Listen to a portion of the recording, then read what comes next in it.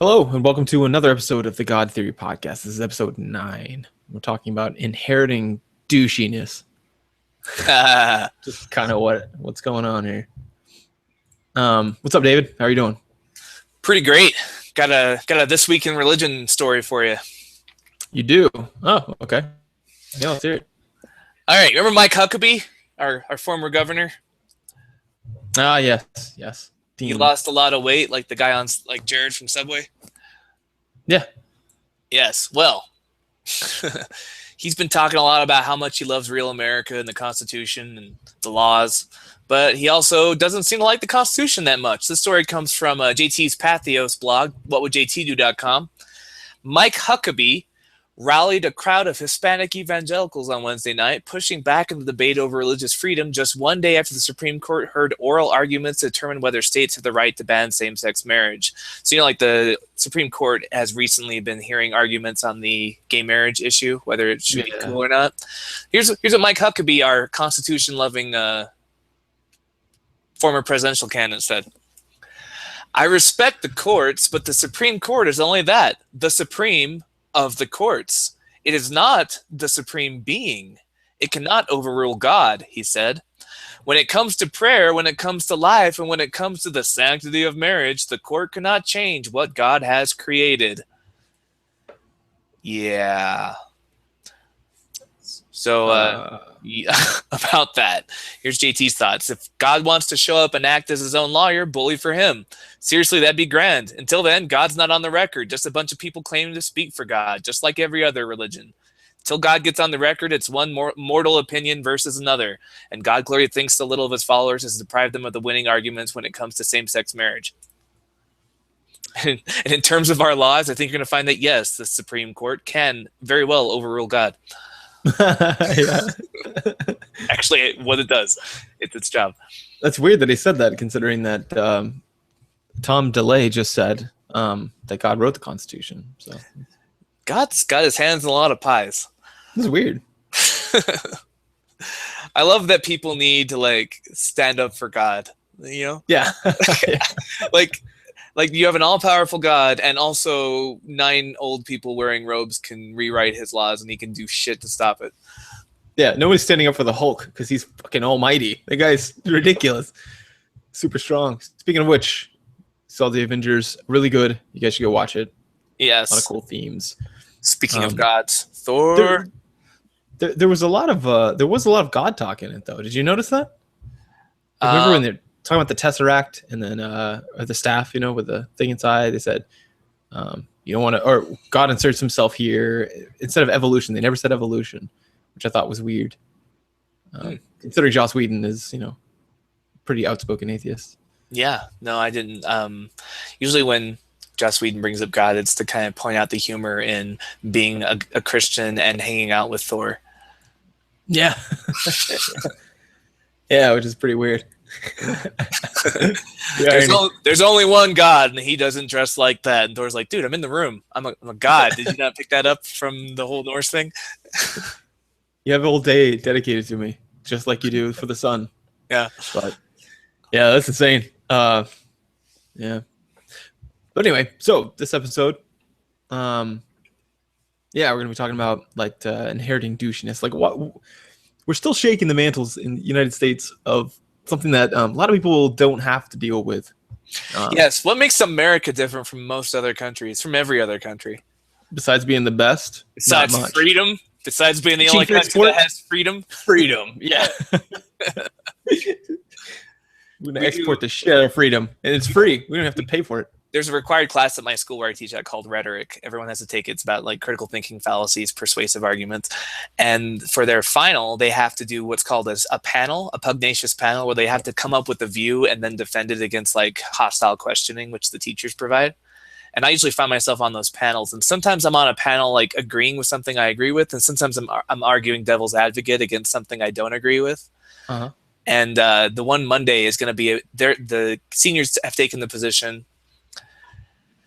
America should stop trying to export or stop trying to spread democracy, which I'm totally on board with. So I'm going to have to totally channel my inner Stephen Colbert like Slash, with great power comes great responsibility, Ben Parker, in her avatar, and just be the most conservative talking points I can think of. It's gonna be fun. Wait, we shouldn't spread democracy? Yeah, we should stop trying to spread democracy, i.e., through invading countries. Oh, yeah. Because that's kind of our justification for most of the last few wars we've been in. Yeah. Huh, okay. So I'll be ready to be like, well, I don't know if you're not American enough to believe in freedom. Oh, yeah. Well, Get some good luck. Oh, you should wear like a flag shirt whenever you do it, too. Like a flag tie. Yeah. Yeah. And like jean cutoff shorts. Make sure you rest your boots on the table. I'm actually going to have a bald eagle like resting on my shoulder when I walk in the room. A real one, yeah. Yeah, and the bald eagle will be wearing a leather biker jacket. And then if things get really bad, an embroidered flag on the back. Of course. If things get really bad, you could just like hold it hostage and be like, listen, I'm going to have to shoot this bird, like if you guys don't change your mind. So force them to hate the bird. I don't know. I guess you raised some good points if you want the terrorists to win. I don't understand bald eagle. Why is that our nation's bird? What's the point of that? Well, it was almost a turkey. Was it?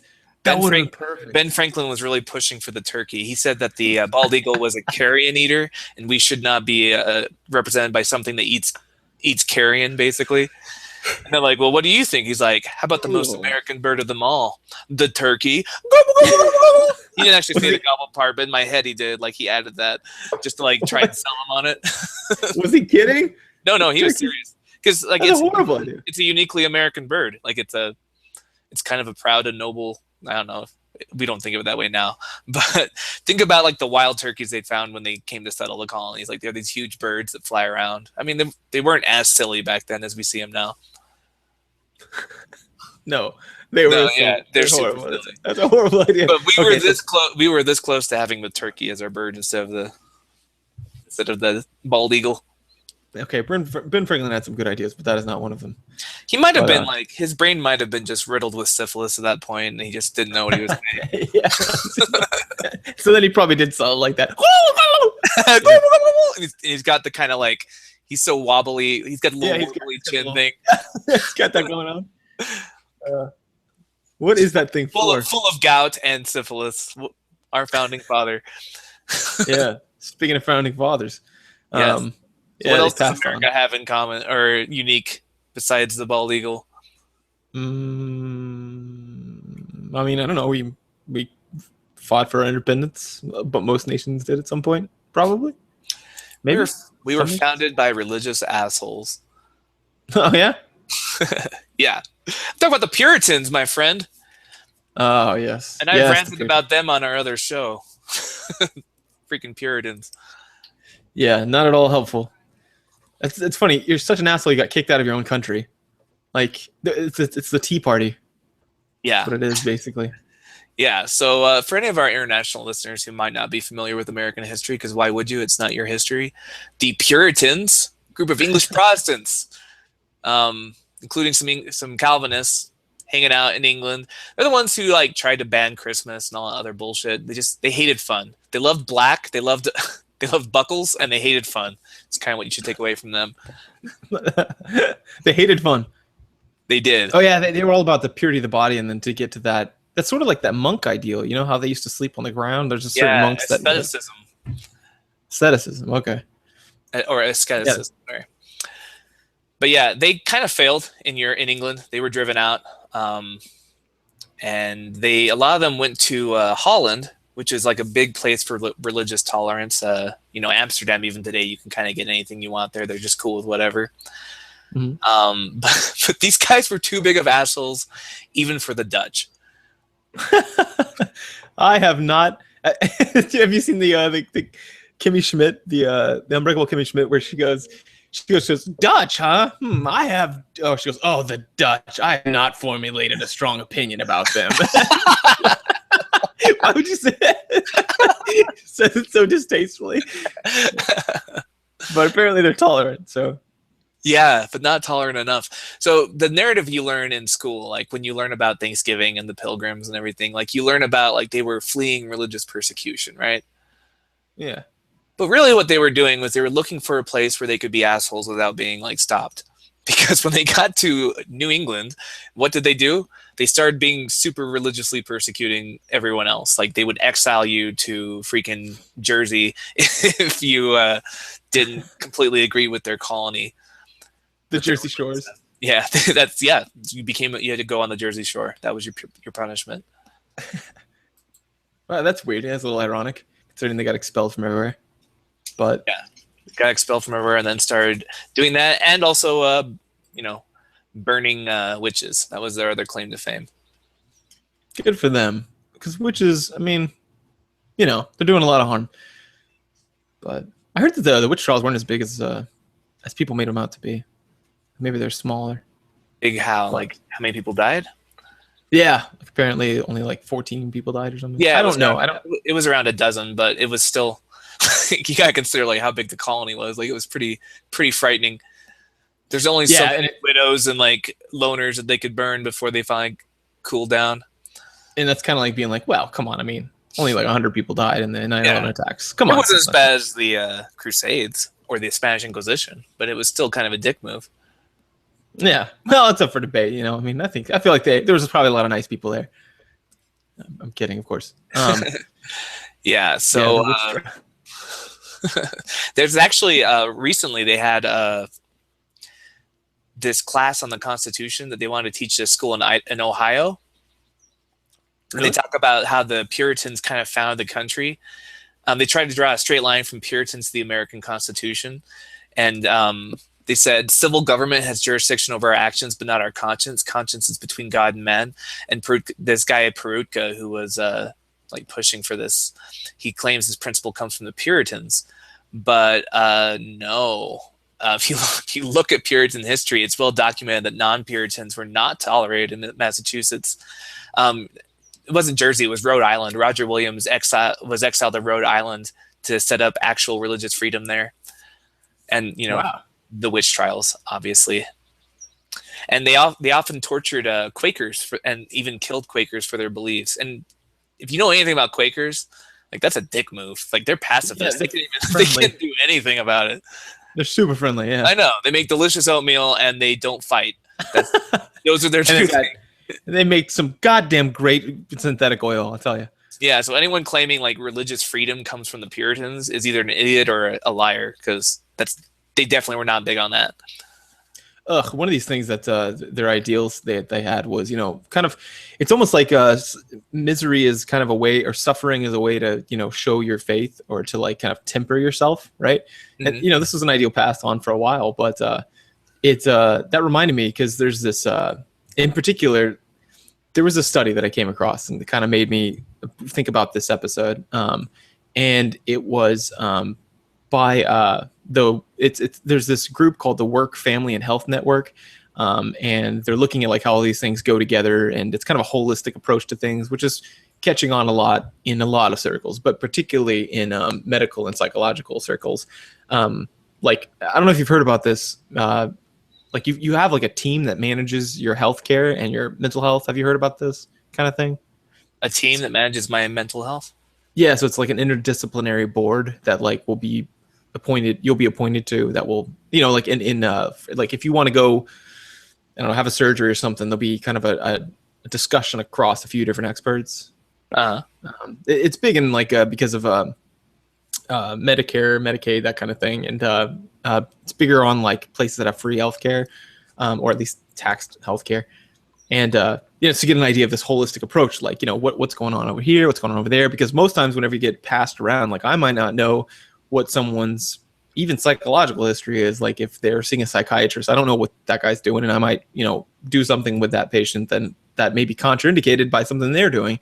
It's that kind of thing. This is to dissolve all that, because as they found out that like billions of dollars is being wasted on redundant care between boards. So these people are all getting set up. Well, these people are part of that. Is that not part of that, but there's an idea about that going on here. But these people, the Work, Family, and Health Network, what they did was they look at models like in France and stuff, and like a couple other places where they don't work as much as we do. Like the average American work week was something like, I don't know, I think for everyone it was like 47, and then for if you just include people working, and if you include like, so is it 47 is the average including all Americans or just the working Americans? That's a good point. I don't recall that specific statistic. That was one that came across a while back. So, don't quote me on that, but it was somewhere around there. It gives you a general impression. But they had this intervention, and first of all, it was optimistic as shit. It was called the STAR.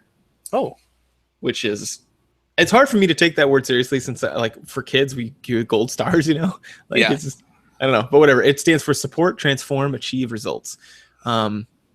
So the idea is that you basically change people's lives through workplace interventions, which is a cool idea, but it goes against the work ethic idea. But let me just before we get back to that. So basically, I'll read the little excerpt. So the researchers evaluated whether parents who participated in the STAR intervention reported significantly more daily time with their children. So what they were trying to figure out is, does this help your family if you get a little relaxation with work standards? So you'll hear about that in a second. So compared with parents in a control group. So they found that parents in the STAR group exhibited a statistically significant increase in parent-child shared time, an additional 39 minutes per day on average. That's almost an hour. That's not half an hour, but it's not an hour. It's half an hour. But between the pre-test and 12-month follow-up post-test. So by contrast, parents in the control condition averaged 24 fewer minutes per day with their child at the 12-month follow-up. So actually, the people who were in the control group were trending downwards, and the people who were in the STAR intervention group trended upwards. So that's pretty cool. So what they did was they gave a little flexibility with the work time. So like, as long as you put in kind of your hours, you're okay. You can come and go when you please, right? That kind of thing. And so let me see. Oh, and interestingly, and there's another thing. Mother's time with children increased more than the father's, which kind of shows the idea that we still have this maternal idea of taking care of kids. But yeah. So one of the things that the study tested was the idea of that of the work-home resource model. So like people have this idea that once they go to work, if they work too hard, they're burned out when they come home and they don't have anything left for their family, right? And it looks like that's apparently true. It depletes people's resources. So this includes people's time, their time and energy, with negative effects on their family functioning. So if you increase work resources, then you're going to see an uptick in people's family lives. So this is important all around. Let me see. Was there any interesting other studies? This is kind of one of those no-dove things. If you're a humanist, right, where like if you give some flexibility with work hours, they're going to be happier and more productive, and more importantly, they're going to be able to make time for meaningful work around other things that are meaningful, right? Like doctor's appointments shouldn't get in the way of that. Maybe bringing your sick kid home for I don't know, whatever. Those things are important too. Yeah, and this is my theory with America is that go ahead. Wait, one more thing, because the counterpoint is going to be simple. I think people are going to be like this, like a lot of like maybe conservatives or people who aren't really socially progressive may say, what? Let's say you're an employer and I come in and I tell you to start giving them more flexibility. What's one of your first small concerns? Government? You can't just go in there and mandate what a private company does with the free market will sort that out. Okay. Fair enough. That's a good one. Actually, I hadn't thought of that. I was thinking of another pretty immediate one, which is I was thinking that employers might say something like, "Yeah, but if you start giving them a lot of flexibility, they're going to work less, right? They're not going to. The reason why they're doing 40 hours is because we make them do 40 hours, right? We make them do the 40 from 9 to 5 kind of thing, or 8 to 5. But as it turns out, no. After 12 months, there was the mothers in the sample in the control or in the experimental condition did not work significantly fewer hours per week. On average, 46.24 and 46.59 hours per week for mothers and fathers, respectively. So they actually worked just as much as their counterparts in the control condition. So it's not that people will slack off if you give them a little breathing room, right? It's that they'll get their work done and they'll be happier. So there's no suffering. So there's really no downsides to this. But any rate, what were you going to say? That was just another part of the finding that I feel like I is just going could to say address. it's symptomatic of a larger thing with American culture is that we set up this work, the idea of work as a value, as a virtue. You know, the value of hard work, a work ethic. Like we use words like ethic or value or morality to describe work, which is super weird for me. Like, all right, follow me on this. If we actually believe that there was something intrinsically valuable in work, where is the ceiling on that? Like, because if you don't have a ceiling on it, that brings us to the Amish and the Mennonites, right? Who believe that technology is an ill because it takes away from the work. Uh-huh. Like if you thought work was valuable, you wouldn't use a washing machine. You would use your hands. You wouldn't use a dishwasher. You wouldn't, you do everything by hand because all these time-saving devices are encouraging laziness. The devil is idle hands are the devil's playground kind of idea. Yeah. So, but at some point we kind of draw the line, but that's still that Puritan work ethic of like hard work is what God wants. Is persisting in our culture, and you don't see that in other cultures all the time. Like you see other cultures that value work, but they don't always put the moral or the ethical or the theological basis that we do in America. And I think that's a legacy we got from those asshole Puritans who believed that suffering made you closer to God. Yeah, I can see that. So if we, as the whole purpose of technology is to make life better, right? To make life easier, to make it to save us time. This is why the average housewife has more time than in the 40s or the 30s before these, time-saving devices came out. Or the average anybody really has more time. And if we continue along that line, we're going to find ourselves in a future where we continue to have robots and machines, like a Roomba, for example. I don't have to vacuum anymore.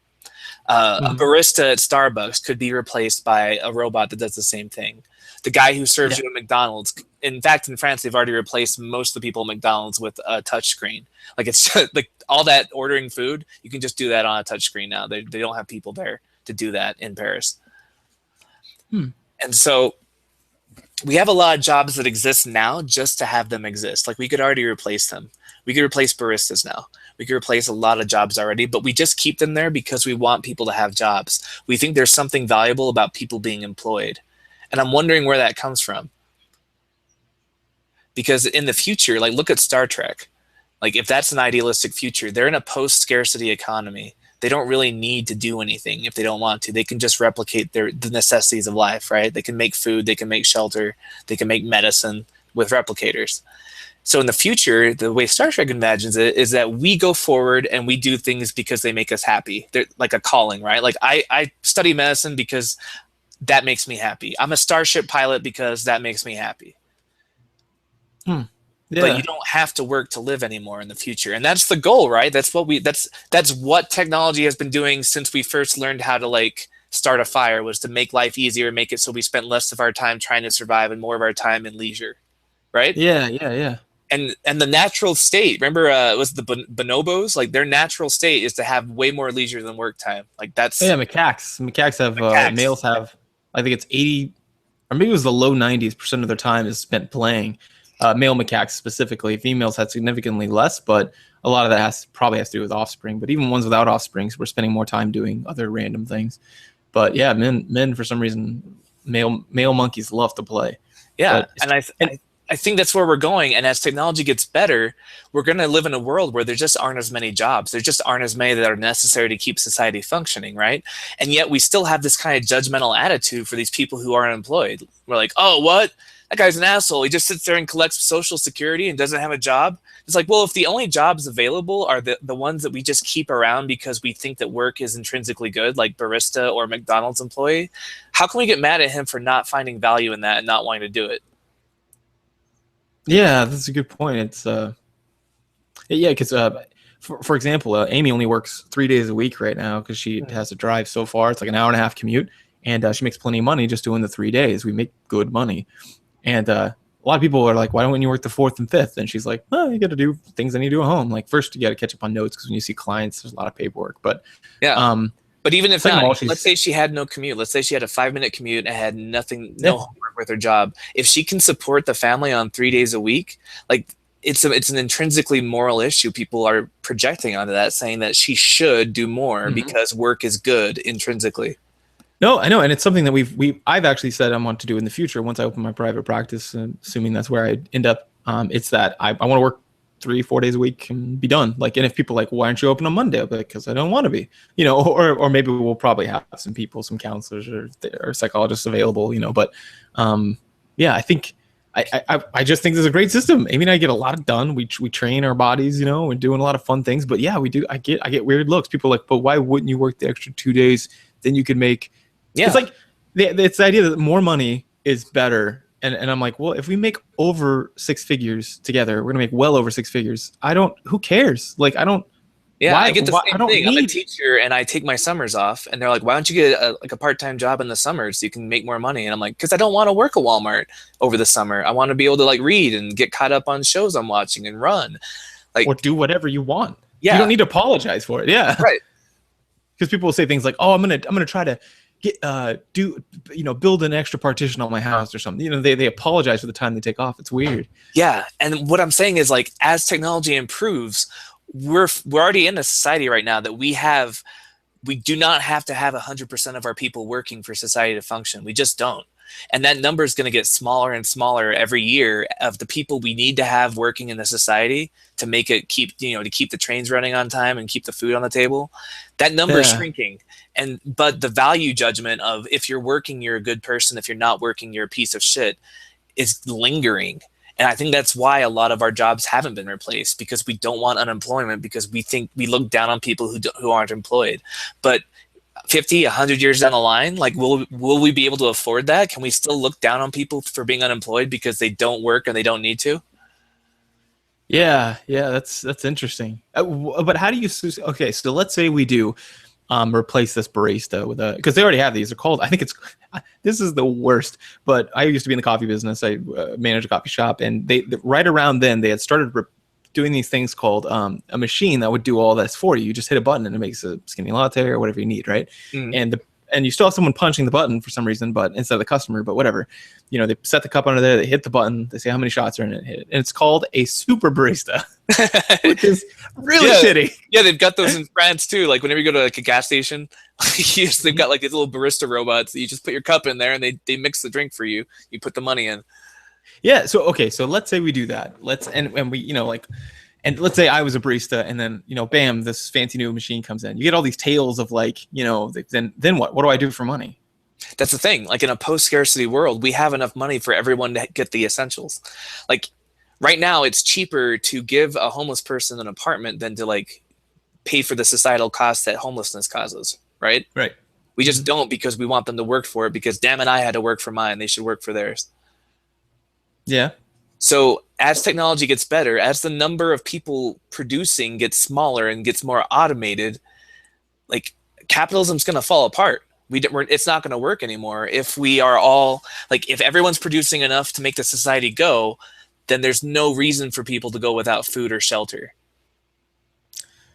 Yeah, that's really interesting. And it's almost like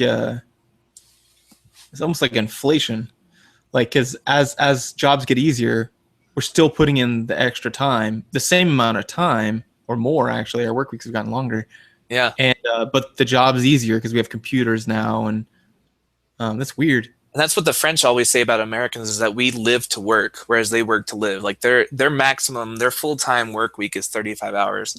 Yeah. And the average French person goes on vacation, like actually traveling around and seeing things, like a month or two out of the year, every year, whereas an American will take that kind of tour once a lifetime, like when they retire.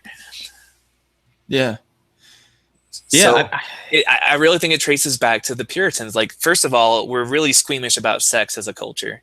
Like, let's just address that for a minute. Like, in Europe, nudity is not a big deal. There's nude beaches, there's nude advertisements, there's nudity on TV, casually talking about sex, because who cares? It's a body.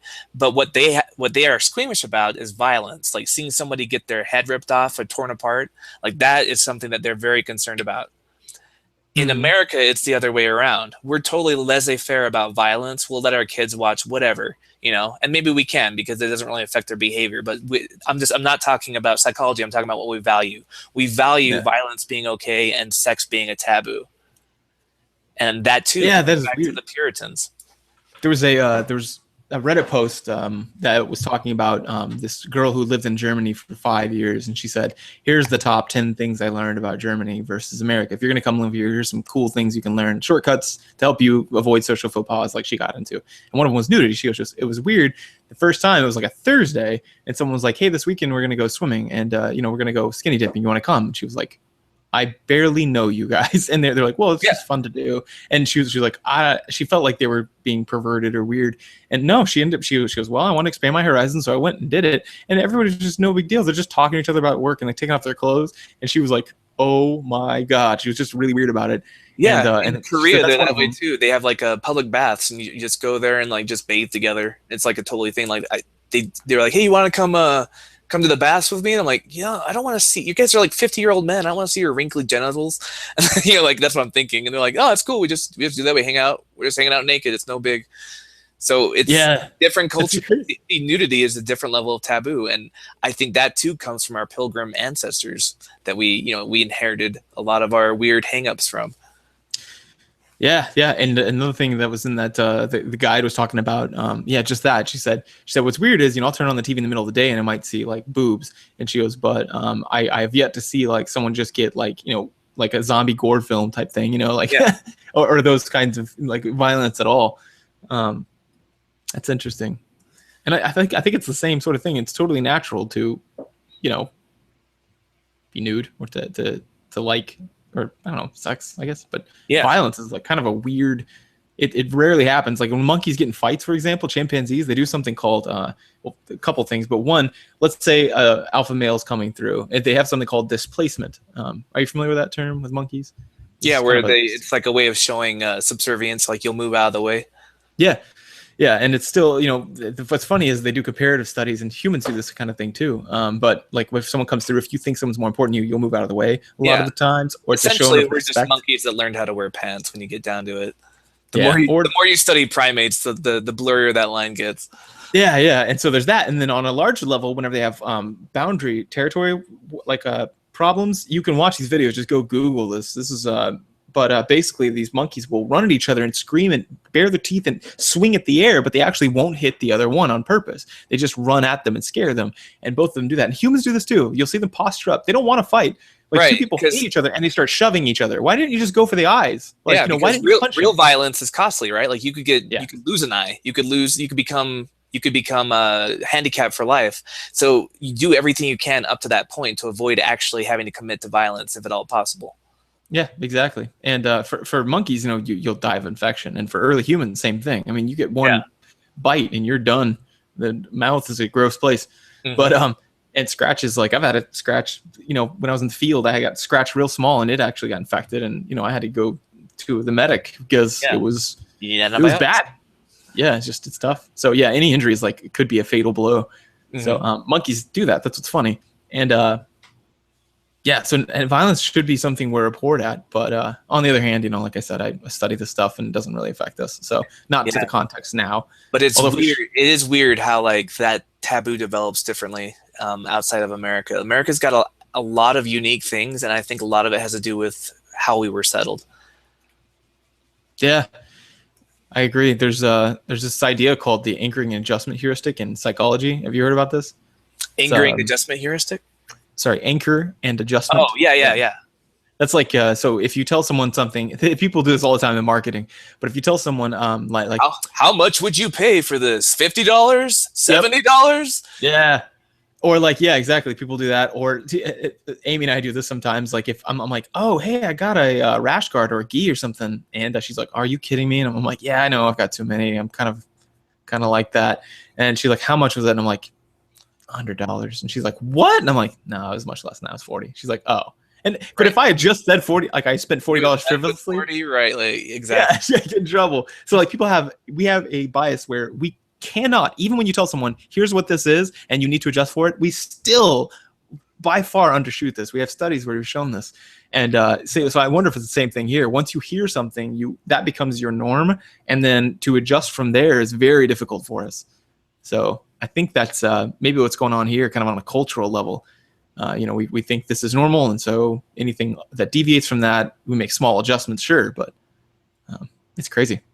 Yeah, and What astonishes me to this day is where whenever we suggest things like this, like lowering the work week or increasing minimum wage, or God forbid, a minimum health increase or a minimum income, like just a minimum income, everyone makes like this much money, whether they're working or not. It's just the government gives it to everybody, which would solve a lot of the poverty issues. And a lot of countries have tried that.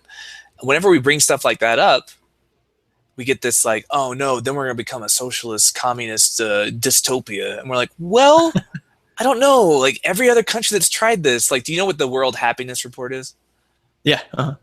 Like they measure things like positive experiences, like how often do you smile? How often do you laugh? Do you feel happy? Do you feel safe at night? Do you feel well rested? Do you feel interested? How often are you angry, sad, depressed, worried, stressed, pain? They look at life expectancy. They look at income. They look at wealth disparity. They look at like everything that you can measure either through statistics or through poll data, right? Mm-hmm. Yeah. And let's look at the top 10 countries on that list. Switzerland, Iceland, Denmark, Norway, Canada. Fucking Canada's on the list. Finland. Canada. The Netherlands, Sweden, New Zealand, Australia. These are all countries that are doing exactly that. They've abandoned these Puritan hangups, and they're providing robust social systems. They're providing free health care. They're providing job security. They're providing, their unemployment, their homelessness problems are being sorted out by charity, by state-sponsored charity. They are the happiest places on earth. America didn't even make the top 10. We're somewhere in the 20s. Like we edged out Mexico. Which is crazy because our GDP is disgusting.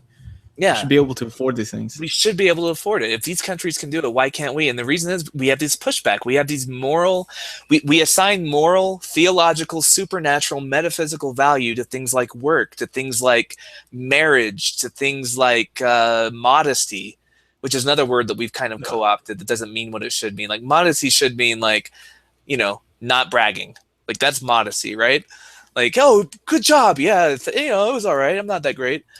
Modesty, we've co-opted that to mean like 5-year-olds can't wear spaghetti strap dresses to kindergarten because their shoulders are being immodest. So I don't know. I always push back when people like complain like, oh, that's not America. Well, maybe doing it the American way isn't the best way because we have all the data in the world to suggest that. Literally all the data in the world. Yeah. And it could be a correlation. It could be a correlation. Like it could. Like maybe they're happy for different reasons. Maybe they love snow. Maybe snow makes you happy, and living in Northern Europe where it snows all the time and it's fucking cold actually makes us super happy. Possibly. Maybe it's because they don't have religion as a dominant force there. There's a lot of reasons that this could be, but pointing out that we're going to end up like these other countries is not scary for me.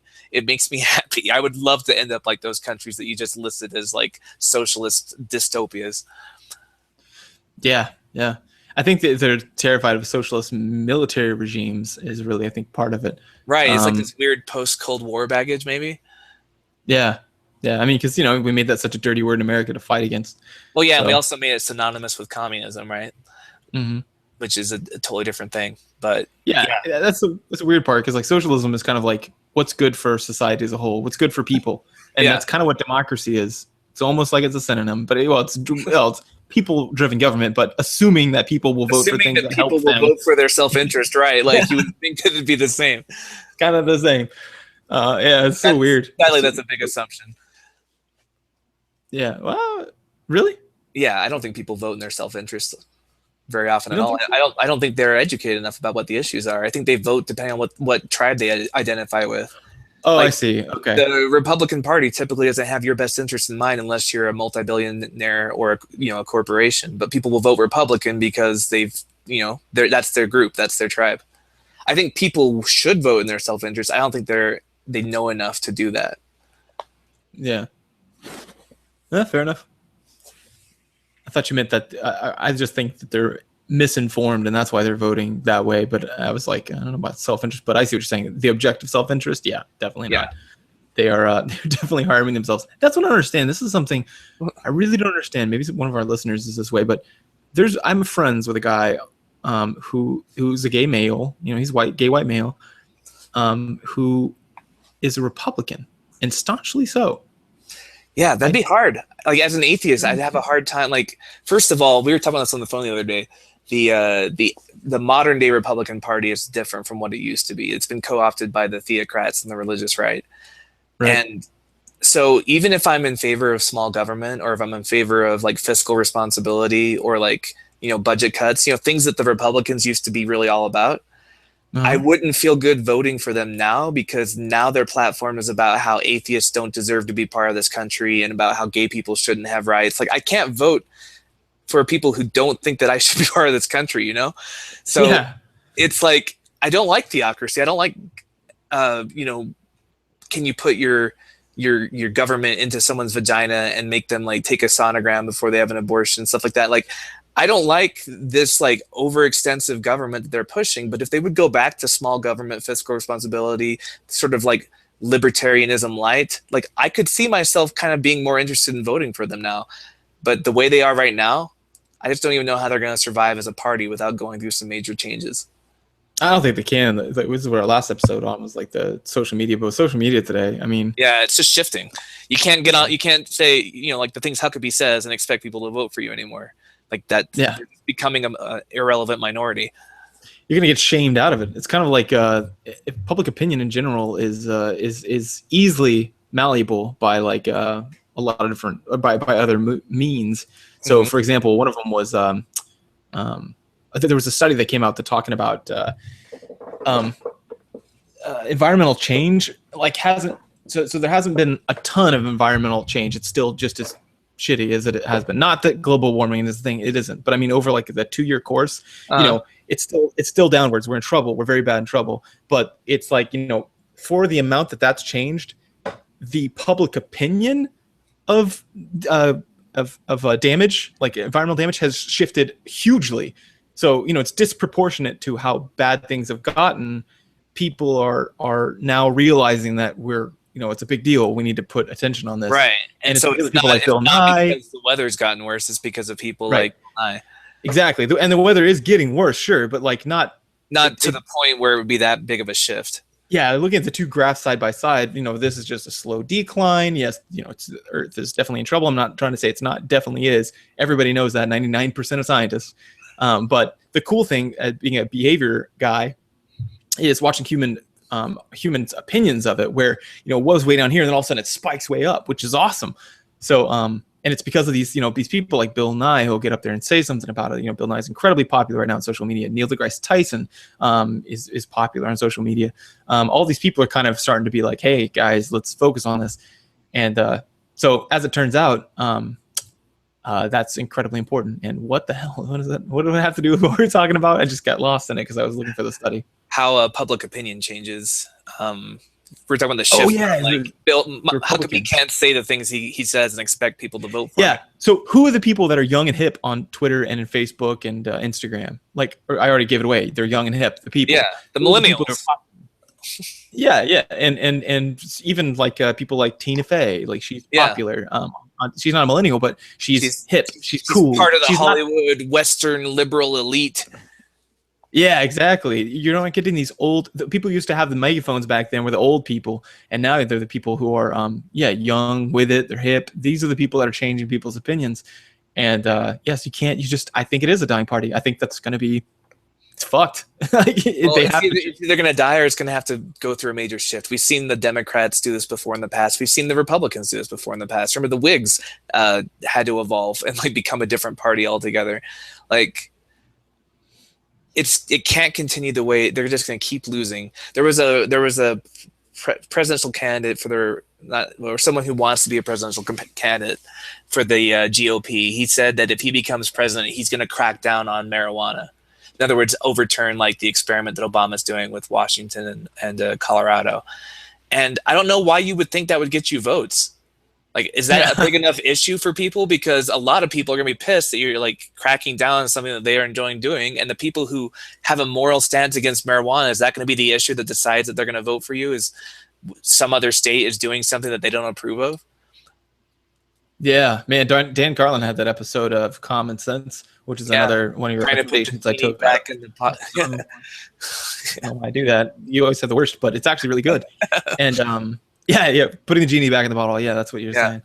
is what do you do now, and then how that affects other people, and more importantly, like people's public opinion is changing. I don't have any data on that, but I read that somewhere, so I guess that could be false. But my impression is that people are that public opinion is changing on marijuana. Yeah, anecdotally, it feels like it has. It has for me. You and I used to be staunchly against marijuana. Yeah, and I don't. It's not even for me. I went and tried it once legally in Colorado. Nope, you did not enjoy it. It was not fun. I guess I took too much, or I smoked. I injected too many marijuana, and you overdosed on marijuana, a common killer. Yeah, and I just freaked out. Like all of a sudden, I thought someone said something next to me that didn't. That was like I looked over at Brian. I was like, "What?" And he goes, "What? I didn't say anything." I was like, "Holy shit!" And then I looked down. I was like, "It's been like 6 days since we ordered that pizza," and it's been like 2 minutes. And I was like, "I'm losing my shit!" Like that was just it, man. Like I just went back in the back room and just curled up and just like. I've never seen someone react to marijuana that way. Like it was amazing. You just vanished. We're like, "Oh, I must have fallen asleep," and you're just in a fetal position, like in the closet. Well, my problem was they told me a technique, and they're like, "Oh yeah, so you want to draw it in your mouth, let it cool for a second, and breathe it in." And then I was practicing that technique too often, because I was like, "Oh, like this," and like yeah, and then I just took too much. That's just a problem. It's just a problem. But anyway, the point is I'm still for it because I think there's no. I mean, like I've seen the data. I went into graduate school thinking it was bad. Then we took our neuroscience class where there's a section where we talk about drugs and brain interaction, and one of the guy who taught it is actually, we have a legal grow field here in Mississippi. It's the only one in the entire United States that is for research purposes, the only legal grow field. And so one of the leading scientists on it is a guy who taught the class, and I asked him about it, and he doesn't smoke either, but he's like, "Oh, no, I don't smoke." And he goes, "But yeah, it's perfectly fine. There's, you get lung cancer if you breathe it in, just like any kind of smoke ever. Like people go camping also at risk." But he's like, "So, there's better ways to take it, like through the mouth, but then it has a longer it stays in your system longer and that kind of thing." But nonetheless, the point is that the problems he had with it were tiny. It wasn't the drug itself. He's like, no, it's probably the safest kind of high you can get. Yeah. So what you're saying is you were presented with data and then you changed your mind about something? I wouldn't go that far. Yeah, that's exactly what happened. Oh my God. I don't even understand what that feels like. Did you feel incredible shame? Did everyone just shun you after that? Yeah, I lost all my friends. I wonder if that's the thing that's happening. Do you think that's happening do you think the youth, like the youngest generation, do you think they're more about like data and evidence? I think that each generation, well, the Flynn effect, right? With the IQ tests, you distribute, you give them out as part of your job, where we have to keep adjusting what 100 means because people keep getting smarter. I don't think we're evolving to be smarter that quickly, right? Like that's a slow process. I think what's happening is people are becoming more critical thinkers. They're learning how to value evidence. They're learning the scientific method earlier and more in school, even than when we went to school. Now, I think they're just getting a better education. And as a result of that, they're learning how to change their minds when presented with conflicting evidence. I wonder if that's the case. I also think, though, that there is a sexual selection for that because it's happening globally. The Flynn effect is robust across cultures, which is crazy. I thought, you should see some change. You should see like a differential change from like Europeans to like, or like Australia is famously conservative, right? So them versus like maybe a more progressive, science heavy type thing. But you don't see much of a change. I don't even know if there was a significant difference, if I recall. But so it's weird. I think that smart people are being selected for sexually. I don't know, I think a lot of dumb people are breeding too, like outbreeding. Like you have 5 or 7 kids, you're most likely you've seen the movie Idiocracy. You know how it works. Yeah. But I think, and also I think if we look back at your great grandfather, we wouldn't call him a functional retard, but his IQ would be pretty low by the Flynn effect. It'd be like 70 or 80 or something. Because it's going up. It's going up like 8 points every 10 years or something like that. I think really what it's happening is your great grandfather just didn't learn how to think critically or scientifically, but had the raw processing power where if he would have been taught that way, he would have been just as intelligent on an IQ test as you are. Yeah, that seemed more likely. Yeah, that's a good point.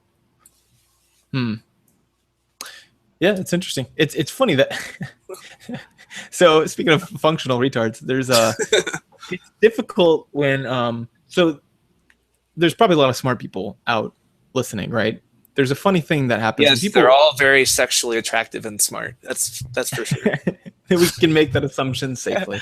But I just assume that if you're listening to podcasts, then you're probably standard deviation up. Maybe I don't know. You're not listening to Taylor Swift, or you're like actually trying to educate yourself when you're walking around. Although, and full disclosure, I do listen to Taylor Swift all the time. I fucking love her. Dude, she okay, yeah. Like I'm all about I CrossFit, bro. Like I do jujitsu. I try to beat people up for a living, or not for a living, for a hobby. We roll around and we wrestle all day. Well, maybe that makes me actually closer to being gay. I'm not sure actually. Like we are rolling together as grown men. That's fine. I don't judge. I'm a millennial. I'll vote for your rights. Yeah, or whatever. But I was trying to make a point that like I'm kind of on the man, like I guess macho gender stereotype of man. Yeah. I like lifting weights and being big and stuff. And I like Taylor Swift. She's I like NSYNC. I like Justin Timberlake. They're good. You see that Saturday Night Live where they're talking about like the condition of like vertigo that happens when your brain realizes that you're enjoying a Taylor Swift song, and it's like your brain and your ears are fighting. It's like on the one hand you're all like, but she's so like Taylor Swift, I mean, just stop.